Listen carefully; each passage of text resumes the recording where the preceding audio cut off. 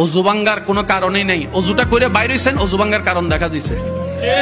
কোন রকম কষ্ট করে নামাজে গেছেন, আল্লাহু আকবার, সারা দুনিয়া চিন্তা সব। ভাই বলেন বলেন বলেন বলেন বলেন। এমনও হয় 2 রাকাত পড়ছি নাকি 1 রাকাত, নাকি বসছি না বসি নাই, তাহিয়াতুল পড়ছি না পড়ি নাই, হয় হয় হয়, বলেন বলেন, হয় হয়।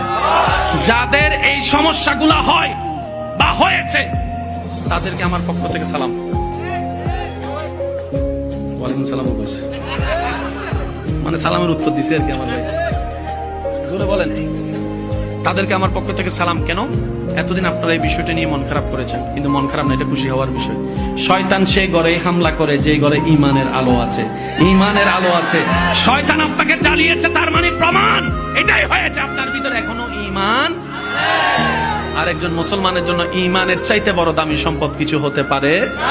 শয়তান জীবনে কোনোদিন আবু জাহেলের ভুতাই নাই।